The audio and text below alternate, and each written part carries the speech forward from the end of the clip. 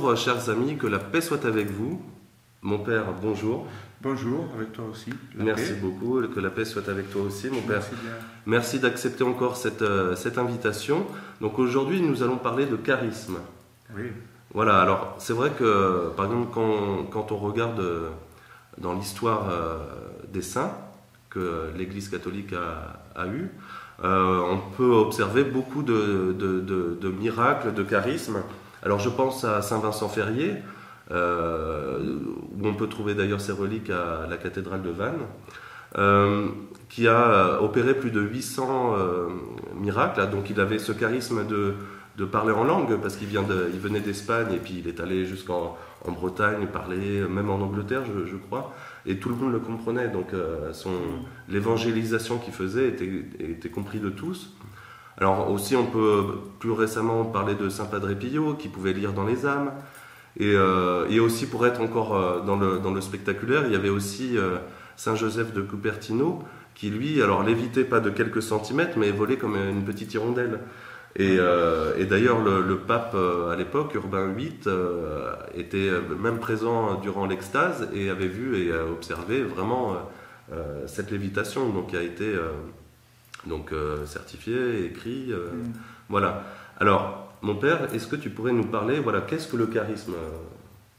Alors, moi, si tu veux bien, je vais commencer par reprendre le texte dans la Bible. Je pense que c'est bien de repartir dans notamment la première épître de Saint Paul aux Corinthiens, qui nous parle justement de ces charismes. Il y a diversité de dons de la grâce, mais c'est le même esprit. À chacun est donnée la manifestation de l'esprit en vue du bien de tous. À l'un, par l'esprit, est donné un message de sagesse, à l'autre un message de connaissance, selon le même esprit.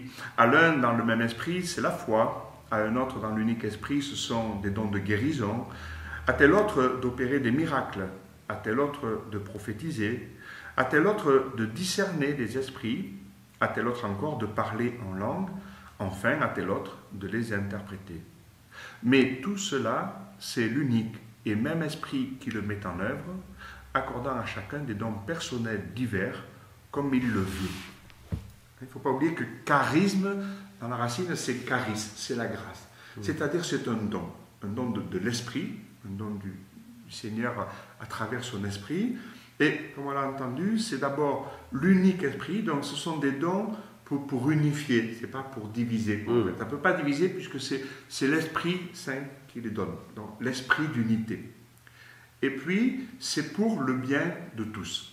Ce n'est pas pour le bien ou la gloriole de celui qui reçoit ce don ou ce charisme, mais c'est vraiment pour le service. Ben voilà, le Seigneur a le souci de son peuple. Oui, c'est pas une preuve de sainteté pour celui qui reçoit. Voilà, hein, c'est pas pour en faire ça. Et voilà, c'est vraiment la clé. On l'avait dit dans une autre vidéo au sujet de la paix, on la reçoit pour la transmettre et la partager. Voilà. Et un charisme, c'est pareil. Bien sûr que la personne qui le reçoit en profite et est donnée, mais souvent, par exemple, le charisme, tu as fait allusion au don des langues. Bon voilà, c'est d'abord pour dire le message de Christ, quoi. Et d'ailleurs, qu'il y ait quelqu'un pour pouvoir les interpréter si besoin, pour que les gens puissent comprendre, quoi. C'est pas uniquement pour se dire, oh, ben, tiens, je sais parler telle langue que je connais pas habituellement. Et voilà, c'est vraiment cette image du don, c'est-à-dire il faut à la fois qu'on la reçoive, mais que nous entrions aussi dans cette attitude de don pour les autres. C'est-à-dire, on reçoit, c'est Saint Paul qui dit, tu as reçu gratuitement, donne gratuitement. Voilà, c'est recevoir et donner. En fait, je crois que voilà, c'est fondamental. Hein, tu as cité des personnes, mais aujourd'hui, pendant la lire, depuis quelques années, il y a aussi des groupes qu'on appelle charismatiques, en fait. C'est-à-dire qui vivent beaucoup plus, donc c'est dans l'Église catholique, mais aussi dans les églises protestantes, en fait, qui essayent de retrouver justement ces dons. Hein, allusion aussi qu'on a dès la Pentecôte, en fait, le don de l'Esprit, qui est d'abord le don de l'Esprit, c'est ça le premier des dons, qui est vraiment le don de l'Esprit de Dieu en nous. Et puis après, cet unique don de l'Esprit va ensuite se répartir dans différents aspects du don. On vient de l'entendre, hein. Ça peut être le don de la sagesse, ça peut être le don d'une foi. Quelqu'un qui a une foi profonde, à ce moment-là, il va témoigner à travers ça. Une sagesse, un discernement, peut-être aussi des signes ou des miracles extraordinaires de temps en temps qui sont donnés pour là aussi, hein, comme souvent, aider à affermir la foi. C'est ça, là, quoi. D'accord. Et est-ce qu'on peut demander un charisme à l'Esprit Saint ou c'est lui qui directement sait ce qui est mieux pour... Alors, là, j'allais dire c'est un peu entre les deux, parce que c'est un don.